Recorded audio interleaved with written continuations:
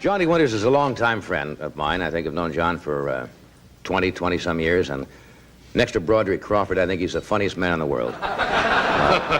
Broderick Crawford was always my idol. No, he's a brilliant and innovative performer, and Johnny, tomorrow night, he has a special. Johnny Winters presents 200 Years of American Humor, and that'll be on at 8 p.m. here on NBC. Would you welcome Mr. Jonathan Winters?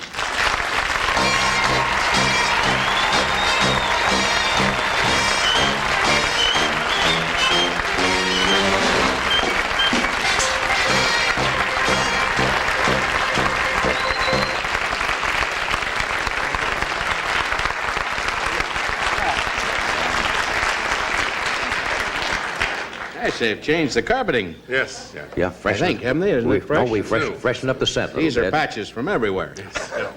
We did this in therapy. These are... These are from the different shows that were canceled, and when they take the carpet, they just cut it off and bring it here, and we use it. You never went inside, did you, Colonel? No, I did not. Officers somehow or another, just remain in the Jeep. But I was taken quickly. Yes, he's a... But I'm okay now because I'm under heavy sedation.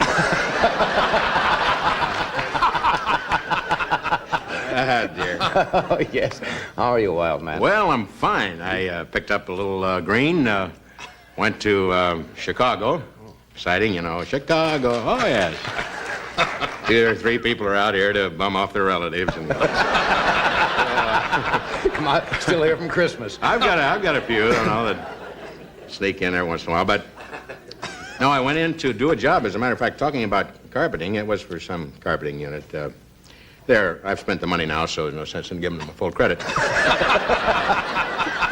But it was fun. I saw an old friend of mine, Jack McGuire. He and I used to have some fun times and have a little gasoline, and drink some shaving lotion and stuff. So we talked about old times.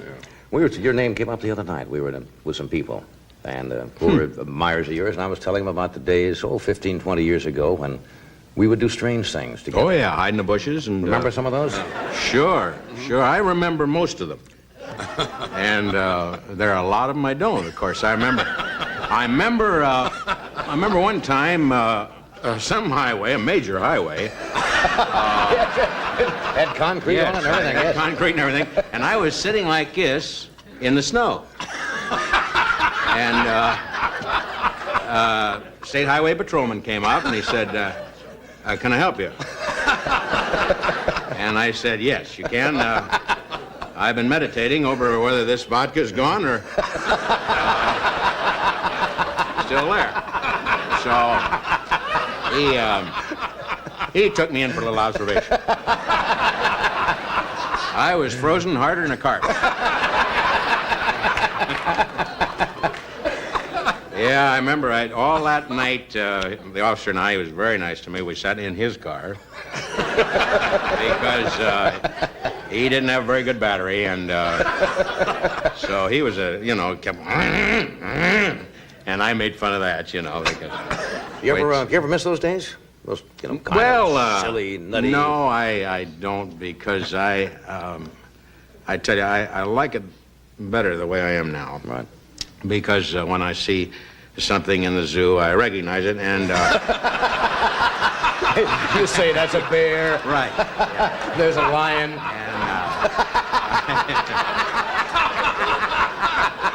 so it's nice to know the animals. Right. Nice to know the animals. So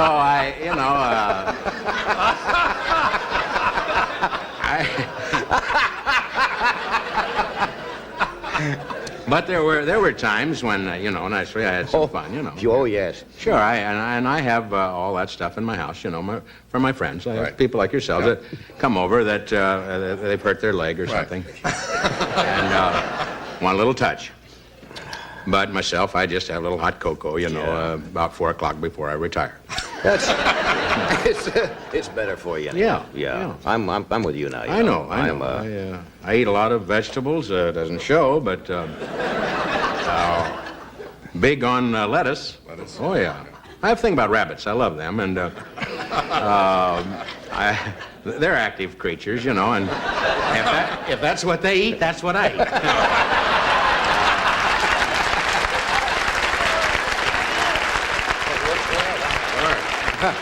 Okay.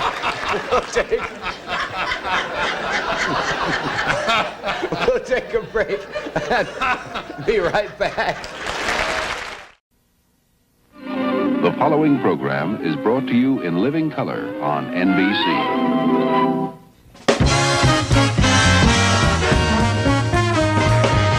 From Hollywood, The Tonight Show, starring Johnny Carson. This is Ed McMahon, along with Doc Severinsen and the NBC Orchestra, inviting you to join Johnny and his guests, James Garner, Suzanne Plachette, Robert Klein, and Jack Haley Jr. And now, here's Johnny.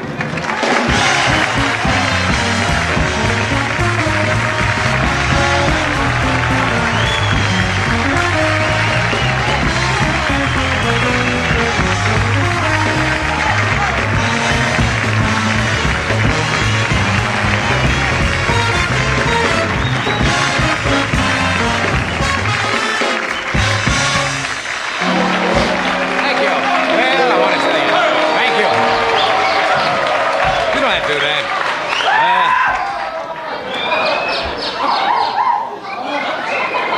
Settle down. Well, as Patrick Henry once said, give me liberty or give me a drink. Remember? Patrick said that right before he said, what's going on tonight? Sounds wild here. What? Streaking. We have not had a streaker on. No. No, this is a little... I never hope to see one. No. What's going on? I didn't know Ernest and Julio had junkets. What's just going on here tonight? Well, this is the monologue, my favorite part of the show. My second favorite thing is streaking barefoot through a cow pasture. And if you've never streaked through a cow pasture, you don't know what I'm talking about. You know something? NBC is smart to schedule me after the news.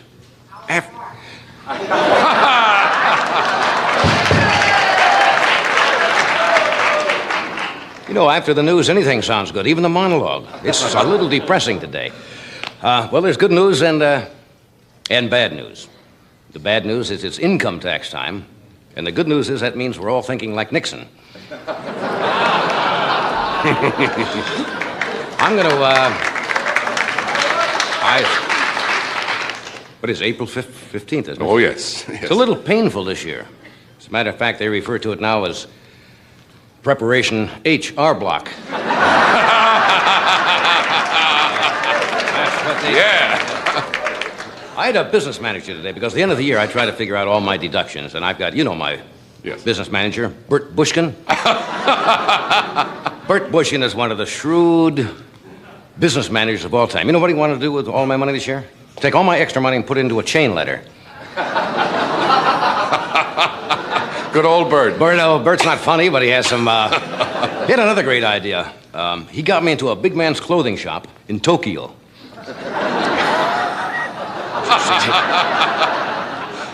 Okay, moving along now. I wish I could come up with some happy news for you tonight, but nothing in the paper is very cheery. Milk is going up 10 cents a half gallon. How does that grab you? Yeah, 10 cents a half gallon. Price of beef is going up. Farmers are doing well. I met a farmer today. He wanted to kill the front half of his cow. So you see, he could keep the milk. I wish I could have killed the front half of that joke.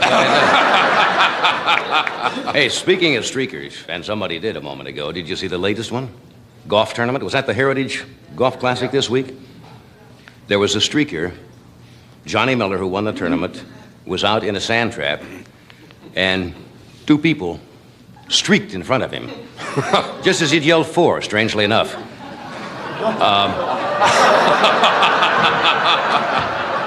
Oh, what else would he yell? Six? I mean, they came out. I mean, it was an open tournament, but I think it was a little too far. Actually, it threw some of the golfers off. At the next green, Arnold Palmer got so upset, he marked his ball with his underwear instead of a marker. That's what he did. Well, what else is... Oh, here's some good news. was in the paper today. Scientists think they have found a way to keep people living. Would you like a tum? What? No, Would you like a tum? A little indigestion there. It's $1.98 heartburn. What the hell was I talking about? Oh, if you're interested, they think they can keep people living by lowering their body temperature. Normal body temperature is what, 98.6, something like that? They have found out, only in mice so far, that if they lower the body temperature like 86 degrees, you could live to be 200 years. Isn't that fascinating? What, crawling around like that? What? No. They're just trying it on mice. That doesn't mean that you're going to crawl around. I don't know whether I like the idea of the last 100 years of your life gumming ice cubes, though, just to keep the temperature down there. You know what that means? I'll be paying alimony for another 160 years. All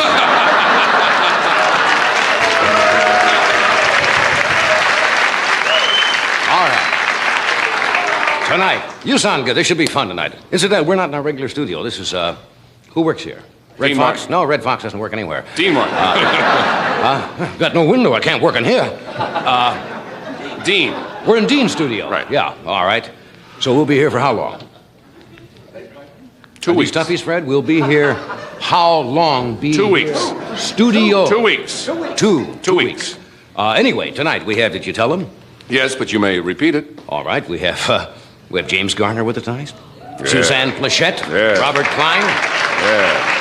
And Jack Haley Jr. is going to produce the Oscar show, come up next Tuesday. He's got some film clips of some of the strange, kind of unusual things that have happened on Oscar telecast the past, how long have they been doing it? And some film from the early days. Anything else I'm leaving out? Oh, yes, we have a visitor, but we won't announce him now. Well, it may be safe with this crowd. Thank you for coming. We'll be with you in just 1 minute.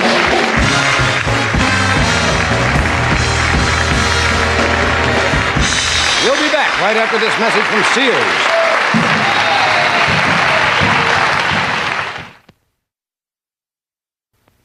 Sears Lady Kenmore compactor turns this much garbage, 15 bags full, into one neat little package. Bottles, bones, cans and all.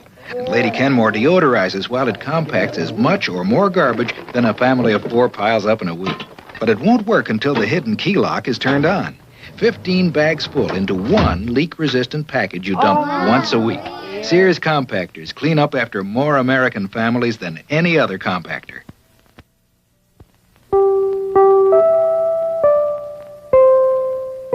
Sears Lady Kenmore dishwasher. Gives you freedom from scraping, freedom from pre-rinsing, because it has 2 hot water jets that scour dishes, and a stainless steel pulverizer for soft food waste. We call Sears Lady Kenmore the Freedom Maker, because it gives you freedom to do more important things.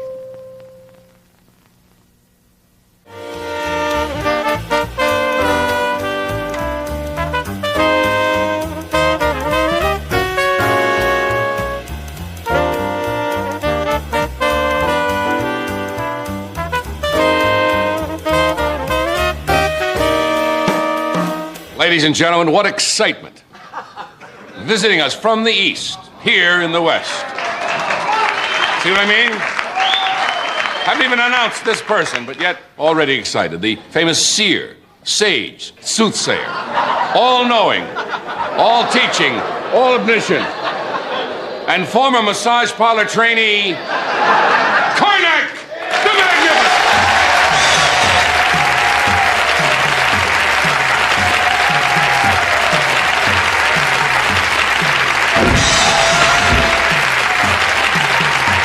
All right, Karnak. I'm always tempted to help you, but I know I must not lay hand on your person. One does not. Is it against our religion? Yes, it's a violation of some sort. That is true. Yes. Welcome once again, O soothsayer, O sage, O seer. I hold in my hands the envelopes. These envelopes have been hermetically sealed. Kept in a mayonnaise jar on Funk and Wagnall's porch since noon today. No one knows the contents of these envelopes. But you, in your divine and mystical way, will ascertain the answers without having aforeseen the questions. Sounds impossible. But you, in your impossible way, will do it. The first envelope, hermetically sealed. I will divine the answer to Yes. this question. Kept in a mayonnaise jar. On Funk and Wagnall's porch. And I will give you the answer, having not seen the question. Since noon till day.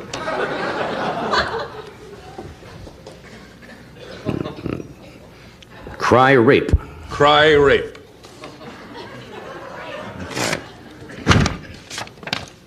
What should you do when you pay for gas?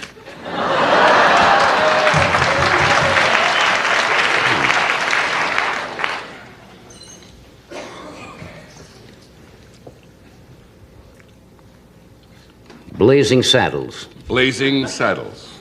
I said. What set Matt Dillon's underwear on fire?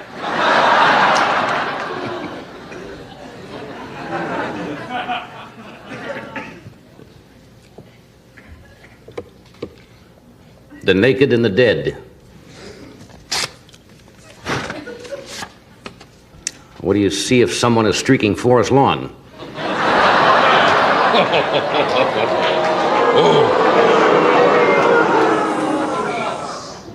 May a desert vulture mistake you for his favorite rock.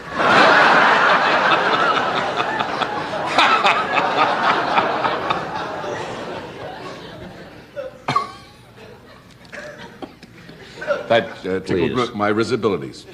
Well, you should have your risibilities tickled, yes. Dennis Weaver. Dennis Weaver. Who can patch up your Dennis?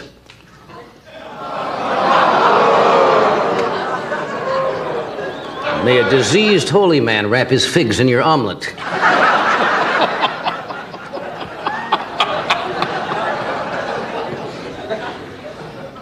The streets of San Francisco. The streets of San Francisco.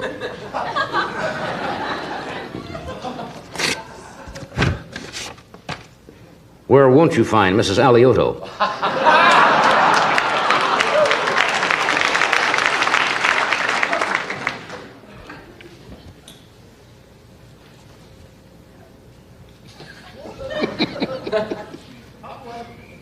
The Odd Couple. Name two people who can get gas today.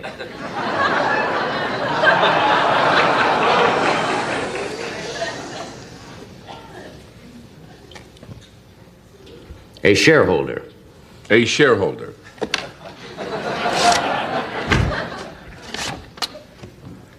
What did Sonny Bono used to be?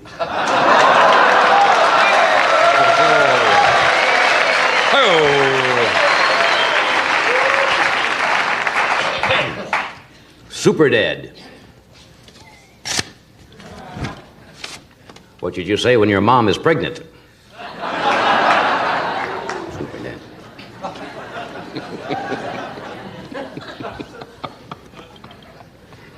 A thousand clowns.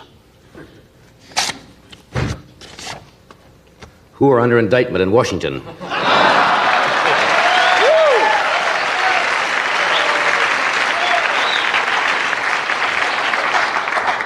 I hold in my hand the last envelope.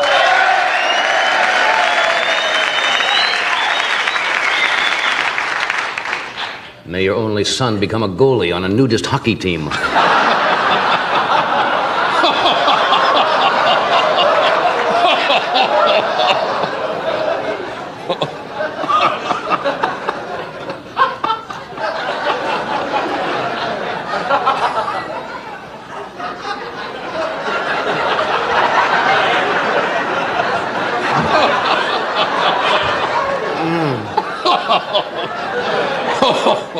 A losing streak.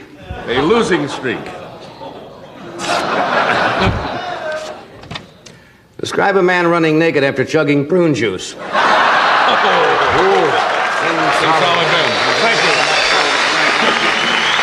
Corner. The magnet. Stay tuned. We'll be right back after this word from one of our sponsors.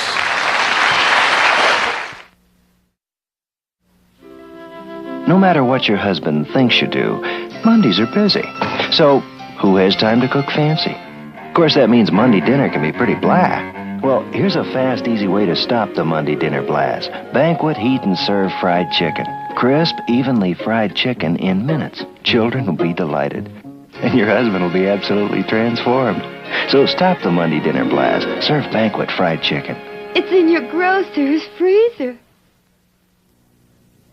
There are contact lens solutions made for wetting or soaking or cleaning or cushioning. And then there's LensMate, which does all these things. So you only have to buy one bottle. You can even use LensMate directly in your eyes to relieve discomfort or dryness. And with every package of LensMate you buy, you get a contact lens carrying case absolutely free. If you wear contact lenses, why not try a bottle of LensMate? It makes care of your contacts simple and easy.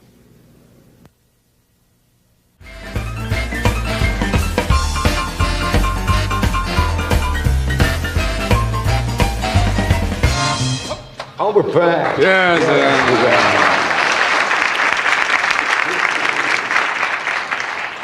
It got rained out in Florida, you were saying? Both Doc and I. Doc was down outdoors. I turned out to be outdoors. I was down for the Pinellas Association for Retarded Children Saturday night. An outdoor show? Outdoor show on the terrace. Lovely. It looked beautiful. And now, it never rains in Florida, as you know. Once in a while, they have a monsoon. Right. And they had one Saturday night. My tuxedo, when I was through, looked like I borrowed it from Mickey Rooney. Just awful. What'd you He do? was out. We had to continue. You were outdoors, right? Yes, I played in Tampa Stadium. Yeah. His son, you heard about that? Yeah, he won. Won the jumping, the junior...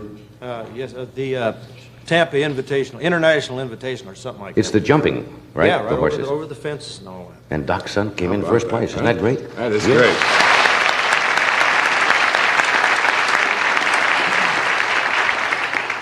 Anything else to report? That's Sure, we it. plunge ahead. We have Jack Haley Jr. with us tonight, who's got some... We were watching this afternoon. Some of the people. It's really rather nostalgic. I think taken in... Must have been the late 30s, sometime in the 30s, I would guess. No later than the late 40s. Of some of the first films of people going to the Oscar cast. It's fun to sit and see how many of you can recognize, because they all look like... Gary Cooper looks like a kid film like that. And then some of the crazy things that have happened where somebody has got the wrong award, and one of them, the person didn't show up at all. They announced the winner, and the winner never did show up. Really? Oh, yeah. And Sammy had the first time somebody gave him the wrong envelope for the wrong category. Just little disasters. Remember a few years ago when the podium sank? Oh, yes, yeah. Bob Hope was out there, somebody was talking, and the podium just disappeared into the ground. So we've got some of those film clips to show you. We have Robert Klein, Jimmy Garner, and this lovely young lady, who's a fine actress. She plays Bob Newhart's wife, Emilia, on the cleverly enough title, The Bob Newhart Show. Would you welcome me, a little dingy? No, dingy's not a nice. She's not dingy. Well, I mean dingy, I mean outgoing, She's gregarious. outgoing, but she's very lovely. I'm not dingy. I know that. That's what I said. Would you welcome the dingy, Suzanne Plachette? I was right.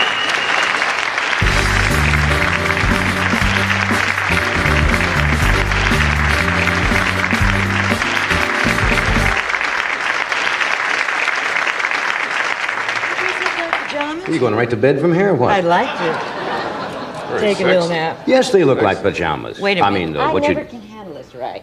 How's that? Very chic pajamas. Something always gets caught where it shouldn't.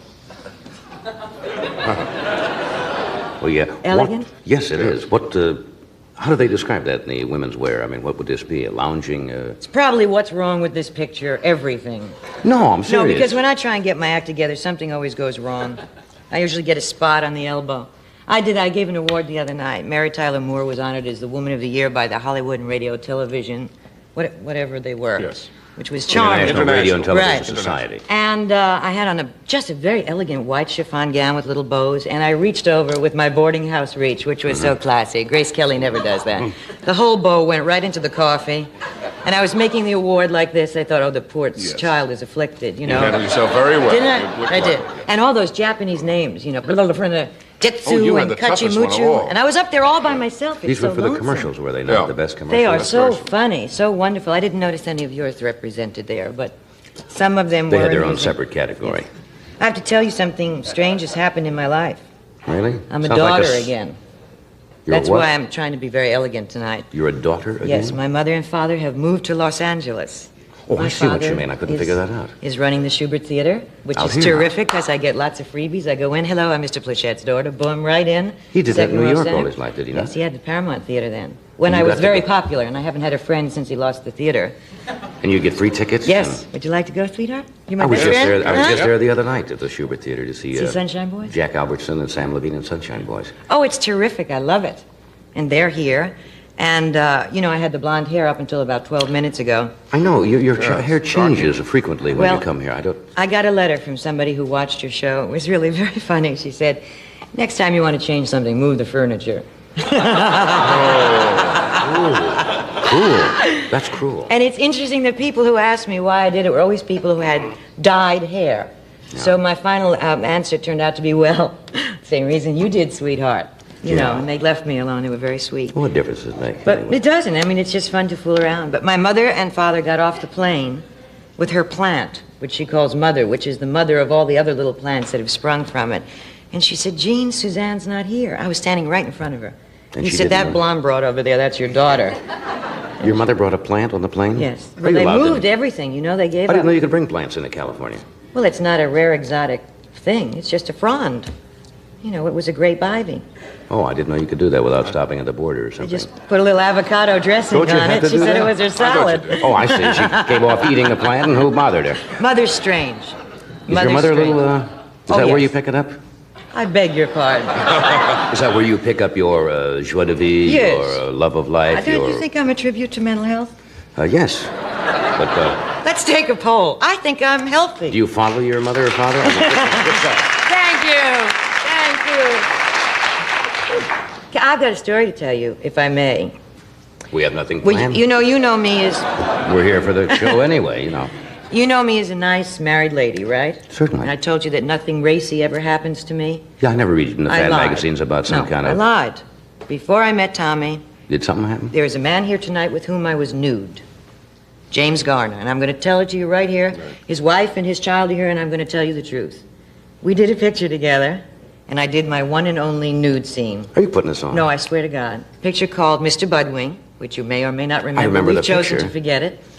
And I had to do this nude scene. I mean, I was covered. I had, well, how do you do it neatly? I had pasties and little briefs. But when you're the only one out there in that costume and everybody's got a turtleneck and, boots and a saddle, and all of a sudden everybody has a light to hold and all the executives come down, just checking, we want to make sure the budget is right. Do they really do that? And, oh, yeah, everybody. They're silly about it. And I was dying. And I will tell you... What was the scene? We were husband and wife in bed, and then I'm seen leaving for a later scene where I'm supposed to be nude under a coat. So you saw my back. But here's Jimmy Garner, this big rock, this tough guy, who knew that I was in agony. I was dying, and he was so dear and so sweet and so protective that I will love him till the day I die. And I'm sure that's not the story he once told about him, but I'm telling it right here and now. So that was your own one and only? My one and only. And then 2 weeks later... What were you wearing the pasties for? If only your back showed. I mean, if that part wasn't seen anyway, I mean, I don't understand that. Well, you must understand, when you have as fantastic a body as I do... Yes. You have a responsibility to the other people. You don't want... we're there to conduct business. No, we don't want the crew crazed. Crazed and... Not so they animal-like, can't do their of work, course, I understand that. But I had these things stuck on, and I couldn't get them off. And I couldn't twirl them either. I mean, if the truth is... They didn't light up or anything. No. The exotic dancers use those, don't they? Don't they put them on with some kind of adhesive? Yes, but I think they used Permabond in my case. You've read about it. So, I mean, here it's sexy, right? I mean, this little thing, I figured I could go. I mean, in those days we didn't have topless clubs. But I thought, how am I going to get this off? Because it can't be my life's work to work, with these things. I finally soaked them in the bathtub. Now, this is a glamorous... I'm like this, hanging in the bathtub. And they went boom, boom like that, and I never needed a rubber ducky again. I just let them float. Just let them float in? About 3 or 4 weeks. What a tender, lovely story. Yeah. Another secret revealed right here. Yes, there is a little tiny follow-up. On Hollywood Hotline. If I may just, with all due respect to James, I went to see 2 weeks later Americanization of Emily with a girlfriend of mine in Westwood, and you know how wonderful he was in that. And I'm looking at it like a fan, right? I don't know that I'm an actress. And I thought, oh, isn't he wonderful? Isn't he attractive? Oh, my God, I was in bed with him nude 2 weeks ago. It never had anything to do with the fact that he was there. Well, now, it's business. It's a professional thing. But, I mean, I will tell you how this all wound up. Nothing provocative and sexy. I am the mother of his godchild, and his wife is one of my closest friends. Well, that's good. We cleared that up right here on Hollywood Hotline. That's what we're telling you here. Hi, Lois, sweetheart, darling. He was nothing. Here you almost were out of the woods on that. And now you're coming back. All right, we'll take a short break here, and we're going to come back after this commercial, and we're going to talk some more and do all kinds of things.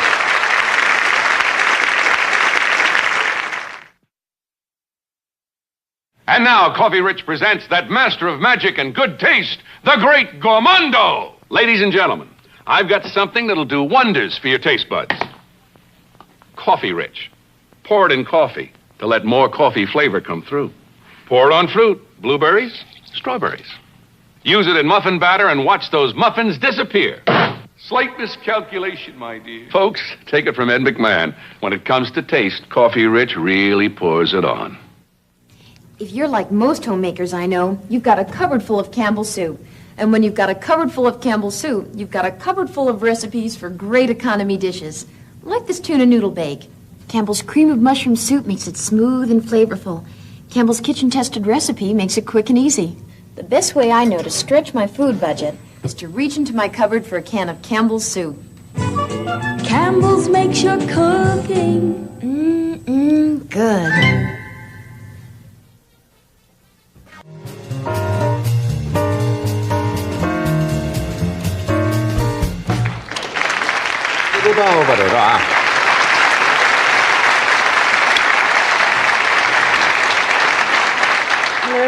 Hello again. We live alone. If you just joined us, that's the way it goes. What else to say? But we have your friend and your co-partner. Yes. Jimmy Garner with us tonight, and Robert Klein and Jack Haley Jr. That's a terrific lineup. Yeah, do you ever do a Western? You're from New York, right? Yes. You know how physical I am. You're active, aren't you? No, if I Not don't really? have, I would prefer to be carried by litter bearers everywhere. I You don't like believe to in- move. No, I don't believe in physical exercise, as you can tell by my body falling apart. No, come on now. No, I once took a tennis lesson because we inadvertently bought a house with a court, which we discovered after we'd bought it. And I thought it was decadent not to try, And you took a lesson. so I bought all those outfits. I looked like Gussie Moran until I got the racket out. And a very lovely man, came up to give me a lesson, and I did one of those shots. My form was wonderful, and I cut his shin open. That was the end And of the did I tennis? do that? He said, no. He said, but I think you ought to zip up your case and never play again. So that was that. And You as don't for do that. horses, I'm terrified of them and have done several Westerns. You will see me mount with great authority, and then you'll see a broken human being going, nobody knew he moved! Oh, and they have 17 wranglers holding the horse. If its tail moves, I'll only accept them if I can ride a cab. But you don't like horses? No, I did another picture with Jimmy. I was dressed for this one. And I was supposed to have a rig with 2 horses, and they said, just get in and go, yahoo, and then we'll cut, and then the stunt girl will take it and supposed to ride over Jimmy. And he's got guts, and he's very agile. I went yahoo, and they didn't know they were supposed to cut. And those 2 horses kept going, right at Jimmy. And they rolled, the film kept going, and I became hyperthyroid. My eyeballs were out, and obscenities spewed from, I know you don't think that I'm capable of this. Of course not, knowing But as well as I do. please to the Lord and obscenity simultaneously. And the wranglers jumped upon the bodies of the horses, and Jimmy rolled out of the way. And that was the last time I've ever been Did they involved keep with an that animal. spot in with you driving? No, That would have been good because It was out of character, though, because I was supposed to be able to handle that. horses do the same way. I don't know why. I also have trouble with guns. When you're supposed to, I always have those heavy parts where you go, all right, baby, and this is it. I'm And you always don't a like tough guns. broad. The gun jams, I break my nail, my eyes close when I fire it. Now, Victor Buono and I have Who was done... it told that story one night? Some well-known Western. Edward G. Robinson. Yes, Mervyn Mervyn. Leroy was on the Mervyn. show when they did Little Caesar. And here he's playing the toughest gangster of all times, and every time he would fire the gun, he closed his eyes. And they had a terrible time of getting him to fire this gun without blinking. Well, I'm not You do very the same good thing? at that. I've done about 5 different pictures with Victor Buono in which we actually played the same people of different nationalities. One time he was Chinese, and we were in Istanbul once, and we're playing the same scene we've played in 6 other films. You're going to give me the jewels, or my dear, I'm going to get, and he's got the white suit on, and I'm playing either Mary Astor or Peter Lawford. I'm not sure which one I was supposed to. Peter Lorre, right. And he's Sidney Greenstreet. And there were Turkish extras, and they're very excited, and they're screaming, and we're having this whole exchange. And 2 Turks fell out of the stands on our heads and attached itself to my hairpiece. And this Turk had my hairpiece hanging from his belt. While Victor and I were saying, and you'll give me the jewels, and I'll go, and we'll do. Very cool. And your hairpieces and your... In the man's belt. And I never knew it. Maybe you're not cut out for this kind of work. No, I don't think so. I'm really a klutz. Are you accident prone? You mentioned those things happen? Yes. I fall off curbs. I'm talking to Tommy. But I'm never looking where I'm going. I fell on the couch once while we were reading. Just went... And fell on the couch. Just fell right there. Just came over you, huh? I told you I wasn't physical. Was it because That's why of we your... have no children.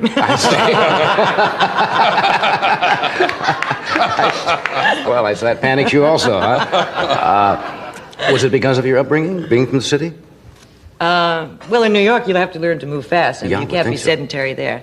I don't think that's actually the reason, but I did have a strange upbringing, because my father had, at that time, the New York Paramount, and in those days, things were lean, when I was a youth, 2-3 years ago. Of course. And when my mother couldn't get a babysitter, she would leave me with a house detective at the Hotel Astor in a vacant room. So my father closed the theater, and he would babysit for me. He'd get free passes for The that. house dick at the Astor. We know him well, don't we? We do, yes. And they'd go, have you got a broad in that room? He'd say, have I got a broad in this with the bottle in my mouth, And then I'd go to Lindy's when the theater closed, and I'd have my bottle. And Well, that's they'd a have their strange breakfast. upbringing for a child. But I never knew it was strange, and they're so regular, nice, such good people with such good values, that somehow there was a wonderful balance. Is that why you wanted to be an actress, because you were around it? Or did that ever occur to you at the time? Well, it's a different field. The variety field really is a different field. Right. I saw the great variety performers. I mean, the first time I ever went on stage, I was 3 years old, and the Andrews Sisters were playing at the Paramount, and Patty was ill. So Maxine and Laverne took me on stage, and I loved it. They couldn't get me off. You saw this hook, which was my father's arm, pulling me off by the diapers. But that was my first taste of it. It felt comfortable. I think that some of the most wonderful people I know are in this business.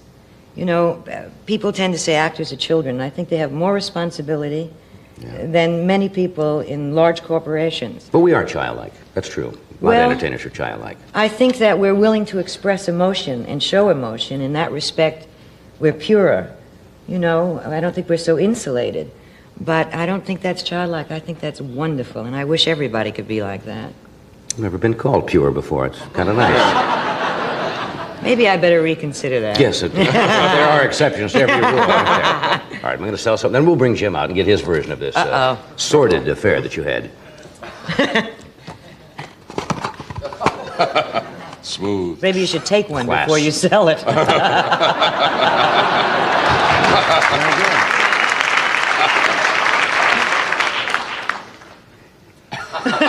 See, this is very important how you do this. The way you audition for this job, you must bring up the arm very carefully and place the elbow on the desk. Lots of people are not able to do this. But you're holding it upside down. Oh, excuse me. Kind of work. And then you keep it in close to display the product at all times. Then you get clever things to say like, stay with us. Or we'll be right back after this commercial. We have a word from Excedrin. Then you can see here. What do you take for pain? If you take common aspirin tablets, let me tell you something. I think my pain reliever works better than your pain reliever. And there were 2 important medical studies on pain other than headache where it did. One at a leading university, the other at a major hospital.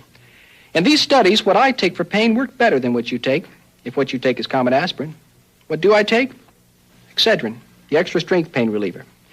When you're in pain, try Excedrin and see if you still think your pain reliever works as well as mine. If your child's cold sounds like this, you're probably just giving him aspirin.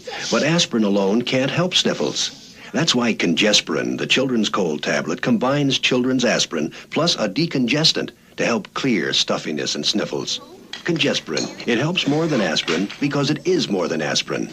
Hear how it works?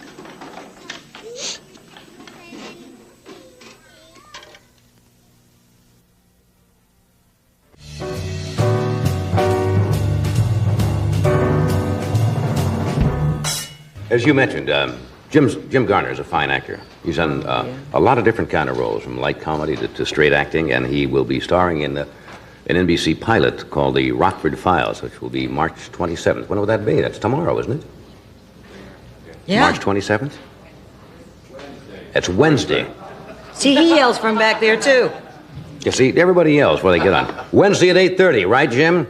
Something like that, Would you welcome James Garner?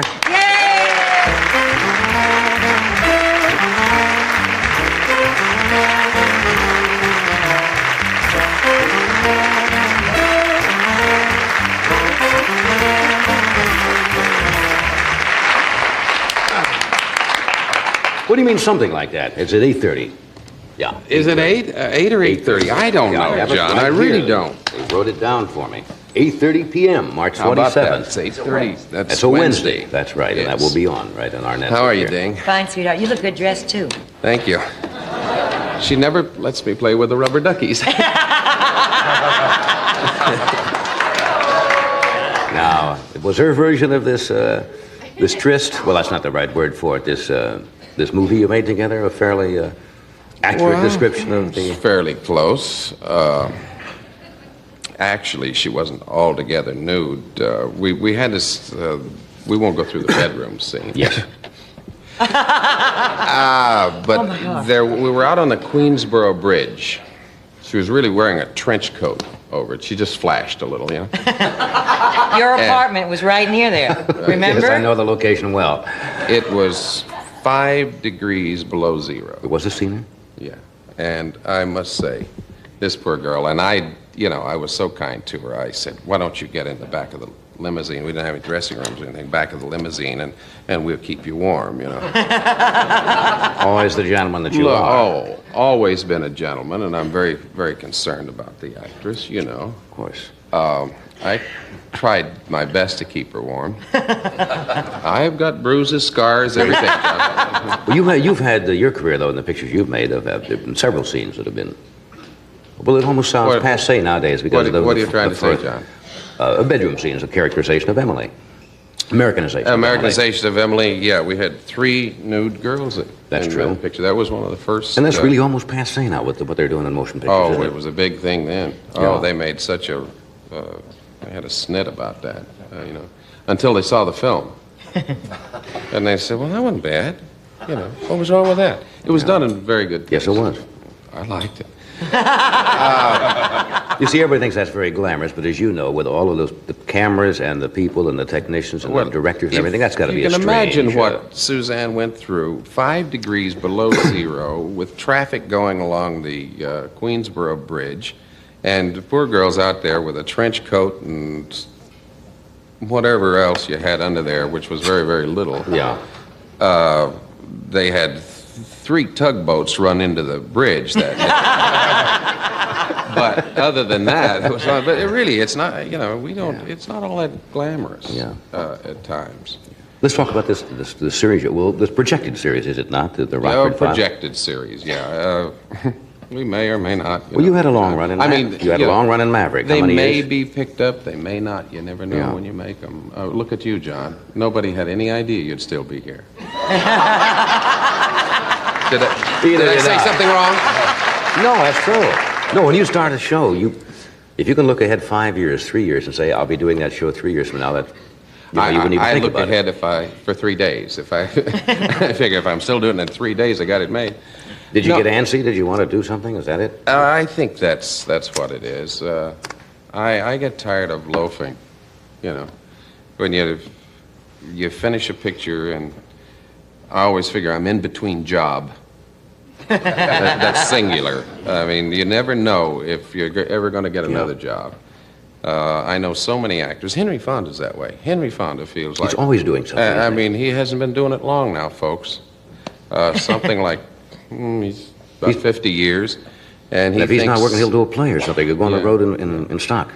But I couldn't find anything I really wanted to do, and I was approached by Roy Huggins, who did the Maverick series with me, and he had a good idea for a series, and we did it, and I like it.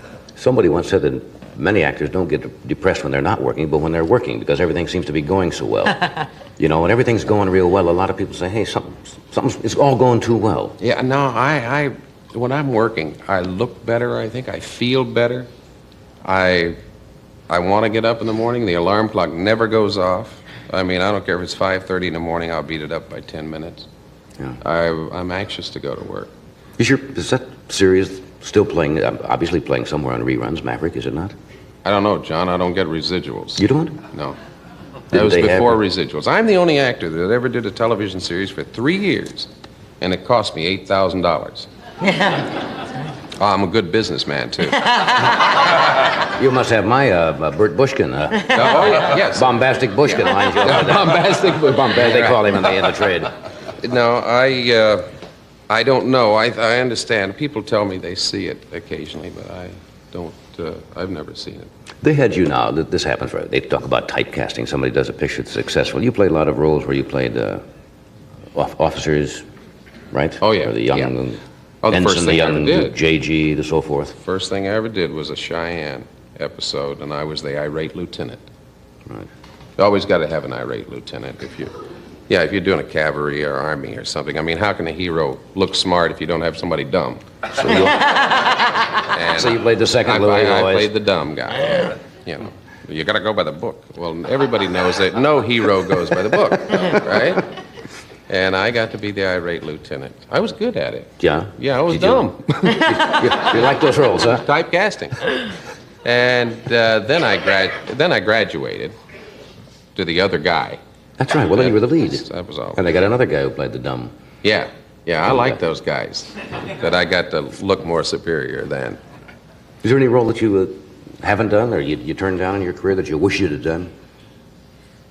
No, I don't think so. No, that's going to go nowhere. Well, is there any role that you took that you wish you hadn't? I've only played one. Is there any really role that somebody bad else guy. took that you wish you'd done?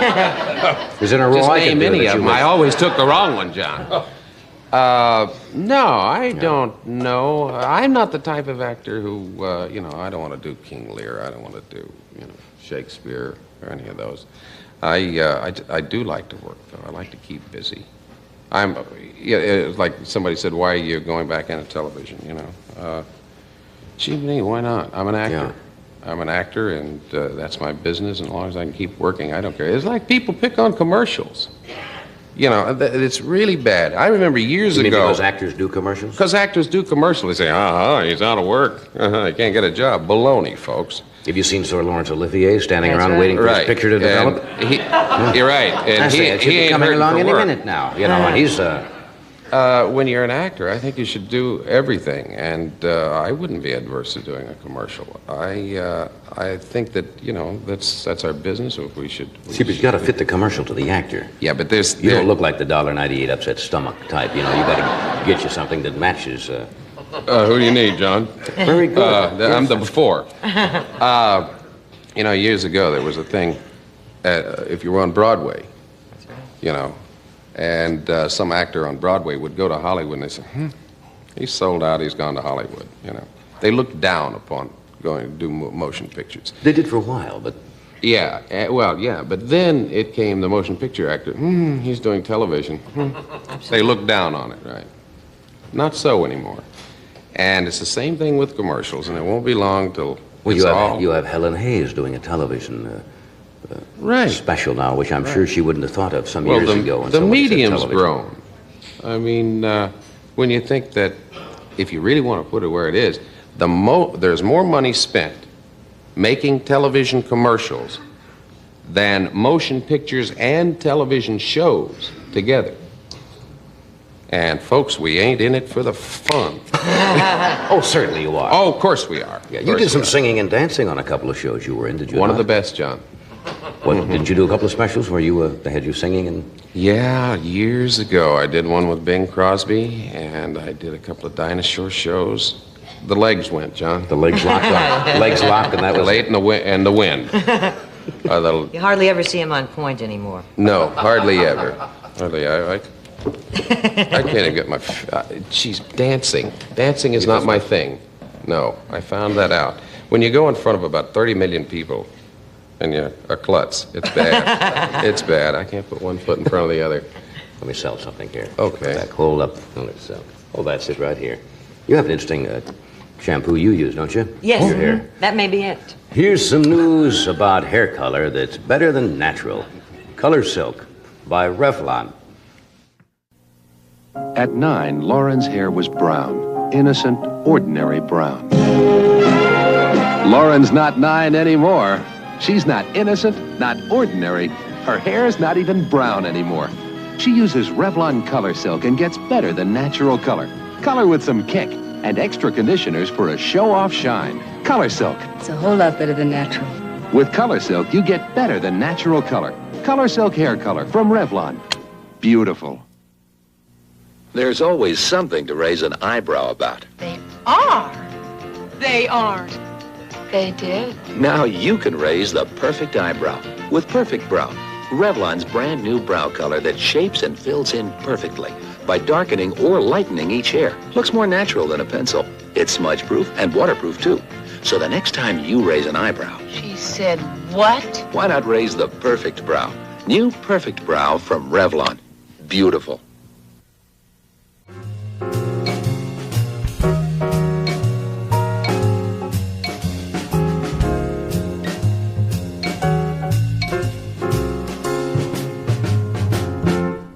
Bob Klein is with us tonight. He is currently appearing here in Los Angeles, the Troubadour. And he'll be down there. Isn't that where the Smothers Brothers just were? And John Lennon was there, and there was a big fiasco? Well, maybe he knows something about that. But his last record album, he premiered on The Tonight Show. It was a big bestseller. And this is his second album called Mind Over Matter, which I think he's going to do a piece of material from this album. Would you welcome, please, Bob Klein.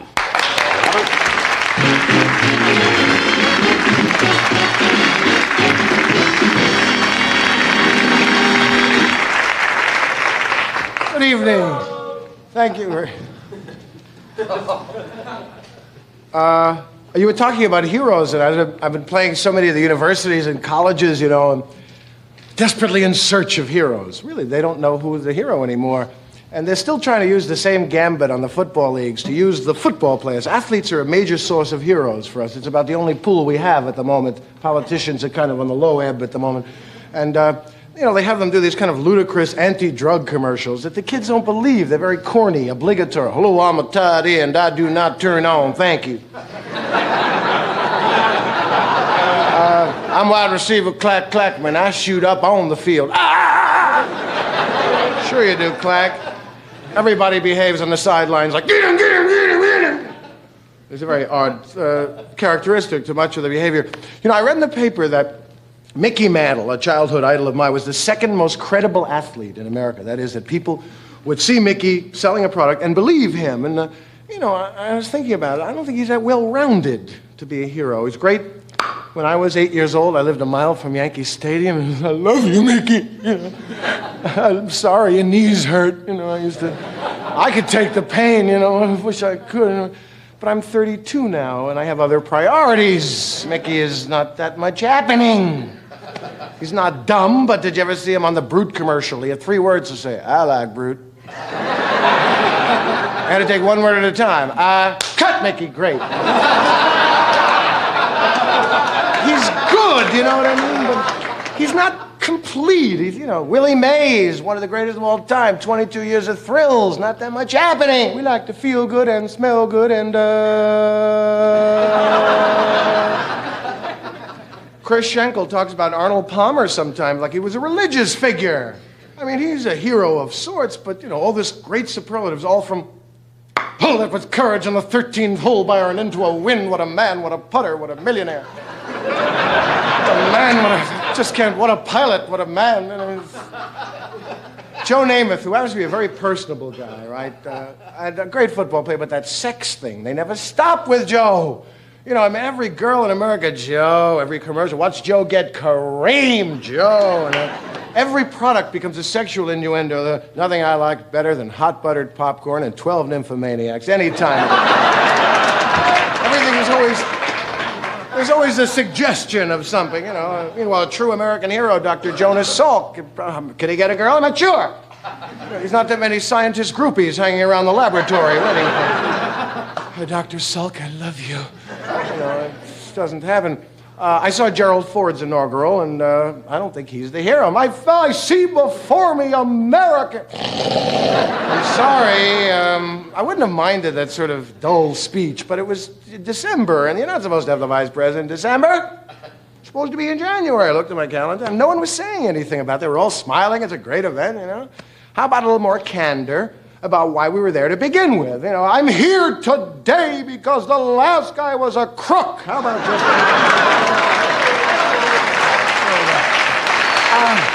I'm a mediocre man, not that much happening, but the last guy was a felon. Just let us remind ourselves. Classy guy, Ag, correct? Here's 1,400 and a turkey, Ted. Merry Christmas for you. I haven't heard him apologize lately. I saw him serving a sentence last week in Palm Springs. I don't want to kick a guy when he's down. It's quite a chain gang. Hey! Harford, please. It's quite a toughie. That's the guy who went around the law with the law and order. And there's too much permissiveness. He said, permissive. People are committing crimes and getting away with it. Permissive. My Lord, permissive. All I know is if I get caught holding up a bank, I'll go, hey, you got me there. Fair and simple. I'll take the Agnew punishment, please. If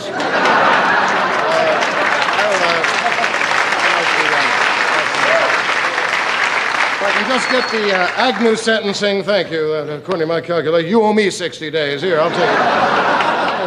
Here's the way out here. Thank you very much. You know who's a public figure that gets no applause at all, in this time when people in government seem to be so?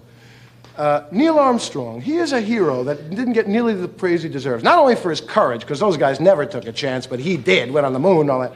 But how about the integrity? Do you realize in this age of this kind of dishonesty what that man could have made from being the first man on the moon? I mean, a little backstage deal, and he sets himself up for 26 lifetimes, puts his foot on the moon and goes, Coca-Cola! A giant step for mankind.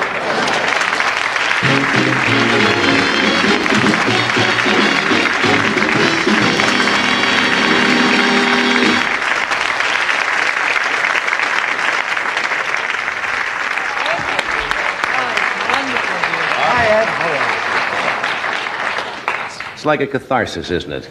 Yeah, Got to get it out. It builds up to a full head, and pretty soon a little smoke starts coming out of your ears, and you got to say those things. There are a lot of young people out watching a lot of what's going on, and hey, black is white and white is black suddenly. Yeah. They have to have things straightened out for them. You mentioned the astronauts. Somebody did it one time, as you know. I don't know which mission it was, and I don't think the astronauts were personally involved, but remember they sent up the stamps? That's right. Something like 10,000 stamps from the moon or something, and somebody was going to distribute them. Right. So I guess everybody, when they get in a position... That's good, a chicken feed, though, compared to what the guy, you know... What are they going to do? Say, come down here, you're under arrest, you know. They really had him over a barrel. Also Buick, also... You know. I'm sure Agnew would not have that proportion of class. Had it made, right there. He would sell out far more chip. He'd put his foot in the moon and go, Sam's Tailor Shop, Baltimore. Deep press, you wait. Good crab cakes, too. Well, thanks, Ted. We'll take a short break here while the lawyers work on this, and we'll be right back.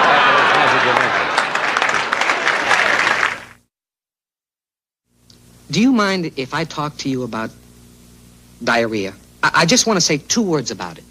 Pepto-Bismol. Pepto-Bismol controls common diarrhea. It relieves that misery and the nausea that you can get along with it. Pepto-Bismol coats, soothes, it protects. It relieves that nausea. Makes you feel an awful lot better. Next time you get common diarrhea, you'll thank me for the Pepto-Bismol.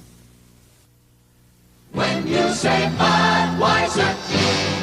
There are maybe 6 million skiers in America, but only a handful who can do it like this. Being really good at anything has never been easy. The Budweiser people understand that, too. They're making sure that caring isn't just a memory. When you say Budweiser, you've said it all.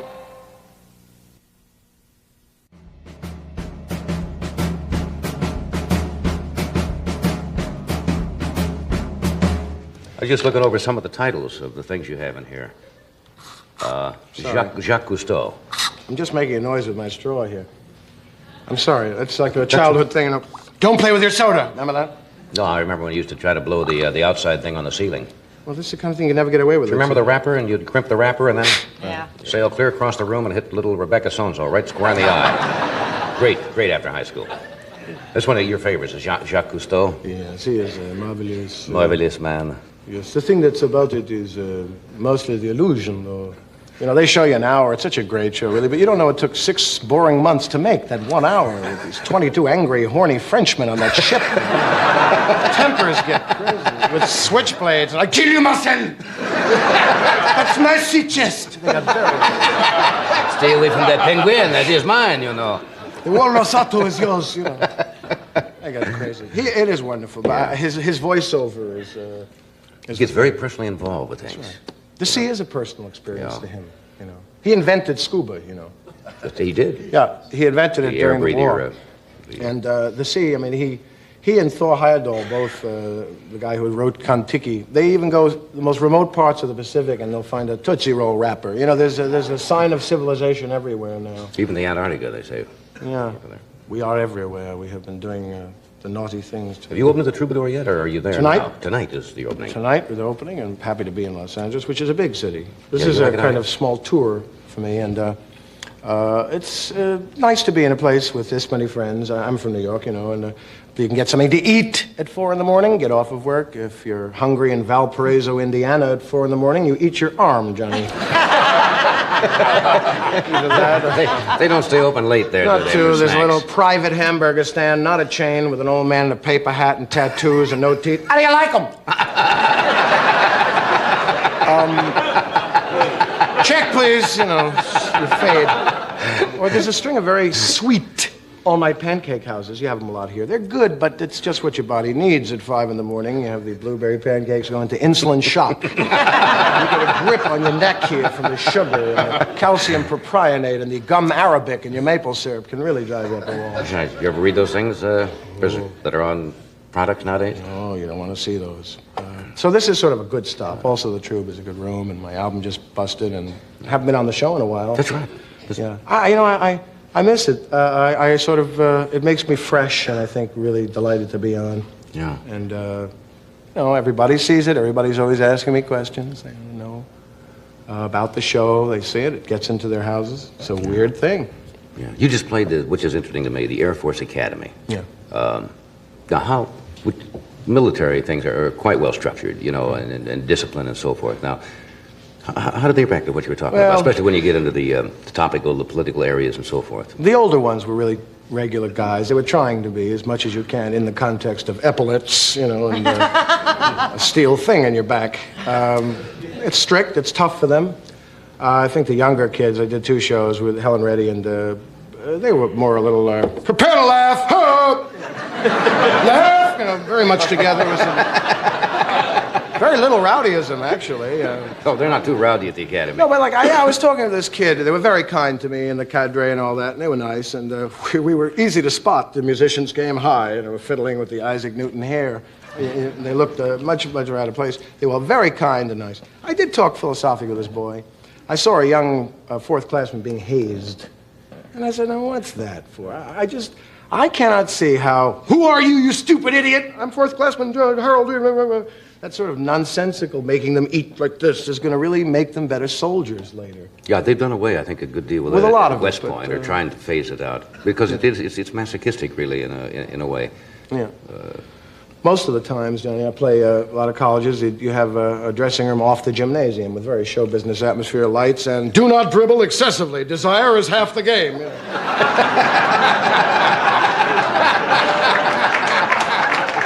We've all played those, yeah. And I think they're all really... all the little lockers, all the little metal lockers. Yeah, it's very, very institutional. And, of course, everything in the school has to serve 2 purposes. It's also a shuffleboard court with a bench. I think that college kids get ripped off a lot from it. I don't think show business people have, in the main, been very nice. A lot of rock acts are known to be unreliable the night of the concert. Where are the amplifiers? You know, there's a roadie here. You know, there's a kid. He's hallucinating. He thinks he's Abraham Lincoln. There's a kid who just drove a truck with equipment from Oregon to Chicago in 2 hours. And he can't deal with him. You know, he's setting up electric. And I saw I won't mention the name because I happen to think this man is a fine composer, singer, but he was playing this college in North Carolina, and he was getting drunk with his band before the concert, and he was sort of breaking bottles brazenly against the wall, and you know, the college kids are in absolute awe of this singing star, and they figure, oh, it must be cool if he's doing it. You know, they're just kind of looking at it. Yeah. And it was a sad thing. It doesn't take many of them to put a real bad taste in the people who have to follow them. And a lot of the colleges gave up a lot of the concerts because there were a number of people who just would never show. You know, they made a hit record, and all of a sudden it's show business, and they would show an hour late and charge exorbitant prices, and it really hurt a lot of the groups that are trying to go out and play the music. It's too bad. There's just a lot of poor discipline. One of the ones I met, a sort of idol, Chuck Berry, you know, the musician. For years, a great rock and roller, influenced the Beatles so much. Did, I think, some show here, Helen Reddy's show this summer, and I was introduced, and in this age of fraud, I didn't know what to expect meeting Chuck Berry, but we were introduced, and he was really like Chuck Berry. You know, I said, "How do you do?" And he said, "Far out."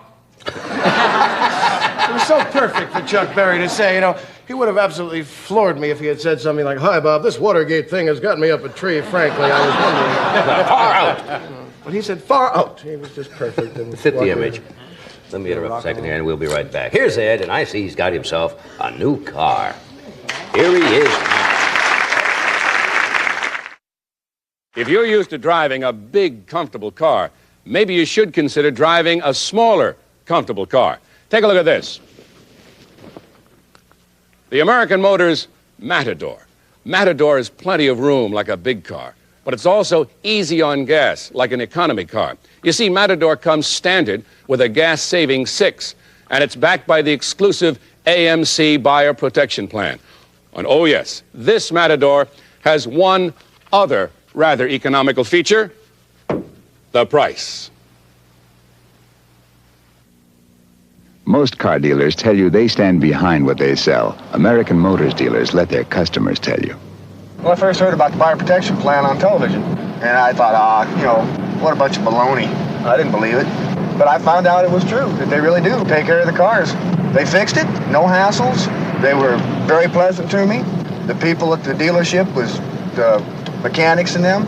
They were really good. AMC Dealers, where you get a good deal and a good deal more.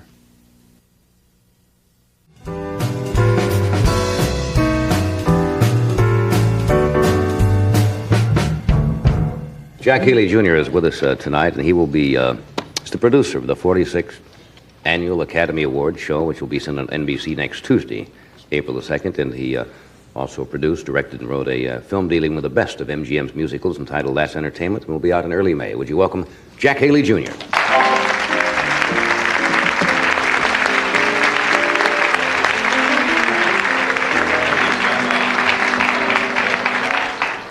Good to see you again. Why do you take on a job like this? Don't you find when you produce a show that's has to do the entertainment business, you end up not trying to, you can't please everybody. Somebody says, why did you do that? Why didn't you have him? Why wasn't I on the show? That's not right. I don't like the lighting. I mean, you're dealing with all these people with all of their egos. Well, I was caught in a weak moment. It was early in the morning, and Howard Koch called, and then Walter Mirisch called and said, listen, really, you got to do the show. And I said, sure. Now that I'm into it, I don't know if I made the right decision. But I think that all of us take a great deal out of the business, and occasionally we should put something back in. Yeah. Do you have those problems? Have there been in the past on the Academy Awards? We're going to show some of the little pieces of filming where things have happened. Have you had any real embarrassing things that the people didn't know about? I know we have had on the Emmy Award show, which I've done the past few years. Yeah, well, presenters have been, let us say, indisposed at the last minute. They've been bombed, actually, is what it is. And you say, well, so-and-so, and you don't ever say anything, but that does happen. People get a little bit nervous. The kind of funny games go on about people who don't want to come on the awards, but they don't want to tell you that they're not going to be on until the balloting is over.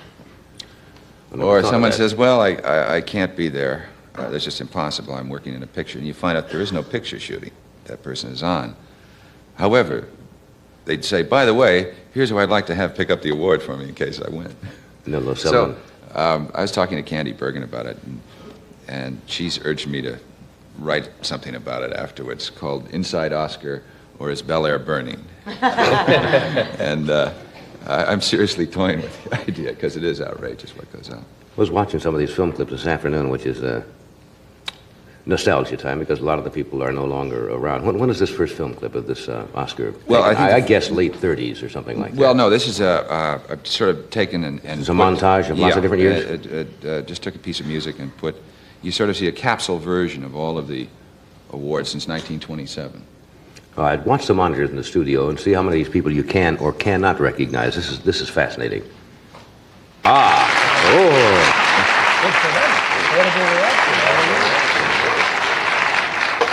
Some of those people in the early clips look like absolute kids, didn't they? But now you're talking about from back in the early 30s. That's from 1927. From 1927, some of those? Fascinating. All right, we're going to do this. Then we've got a couple of small little goofs, nothing monumental, but Jim's the things in that one of them, is... I am. Jim is in one of those. Yeah, that's Yes, right. You are. Lana, yes, right. Yeah. Yeah, or something. We'll show you that right after this. But he's fully dressed.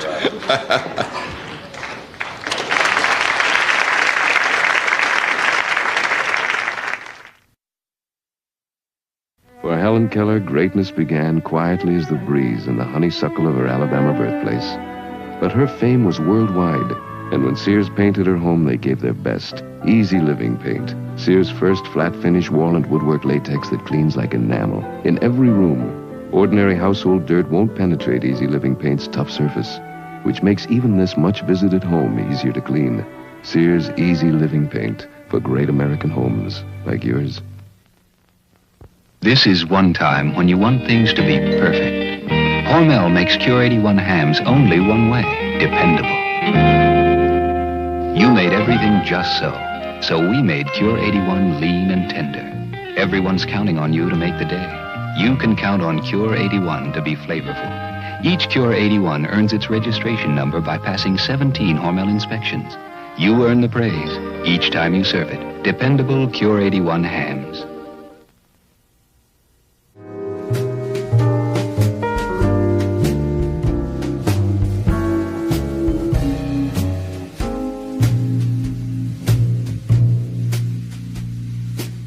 Now we have for you some little film clips which will run fairly close together here. They're kind of self-explanatory. These are the little things that happen that Little boo-boos that give a happen. little life and spirit to these functions. Watch the monitor.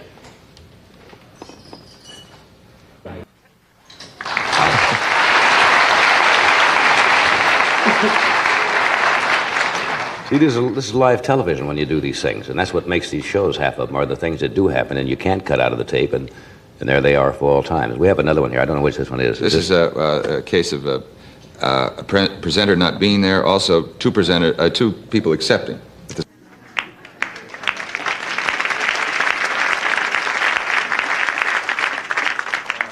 One here of the complete wrong category. Is this... I'm not sure what's going on now. We'll go ahead and roll it and we'll find out. I think this is presenter doesn't show up. Yeah, this Or could be accept- Steve Allen and Jane Meadows as the presenters, or... All right, I guess we ran out of time. We can't show the other one. We had the one more. I can tell you that Sammy was up reading the Sammy best Davis. song and went through all the nominees and said the winner is so-and-so for Tom Jones. And he hadn't even mentioned Tom Jones. Somebody had given him the wrong envelope. It was a complete wrong category. It's the only time in the history of the Oscars ever, and it happened to happen to Sammy Davis. And there's not much you can And do he about says, that. wait till the NAACP. Right. Then he pulled back. Has anybody ever come up and... Didn't somebody take a fall one year? Yeah, well, we have a whole bunch of film that... I'm only showing you little pieces here, but in the opening of the show, we have people going the wrong way, stumbling, falling, whatever. They always tell them usually before the show, or at least they do on the Emmy. See, now, when you receive the award, you exit to your right. You got that. Now, here are these people, all professional entertainers. You leave the stage from your right. They come up and grab the award and walk right into the curtain, or they go off to the left, or they go back to their seat. Doesn't seem to make any difference how many times you... I love it tell them. because sound men, you know, we have the best equipment in the world in Hollywood. Sound men don't believe that the mic works. They all bend over to talk. Thank you very much. You would think those people of all would know that those mics are hot and will work. It's due, but they always don't kind of have to lean all into them, bend don't they? over. All right, we'll be right back.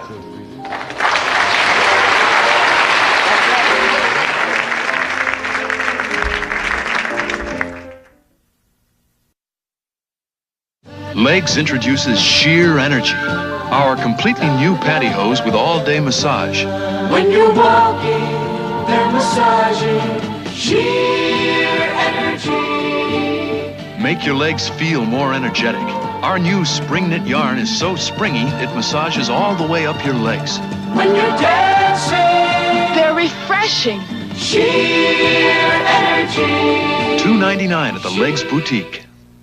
This is General Electric's king-size toaster oven. It's more than just a toaster. It lets you do a lot of things fast, like automatically toasting 4 slices of bread in less than 2.5 minutes, or top browning 4 cheese sandwiches, or 35 party snacks, like baking 6 potatoes, or eggplant parmesan, or a frozen dinner. The toaster oven, from General Electric.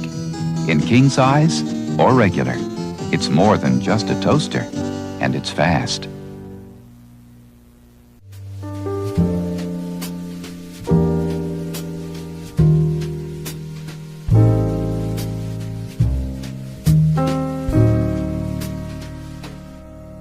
Well, as usual, Jack, I suppose, frankly, everybody in the country will be watching as they usually do.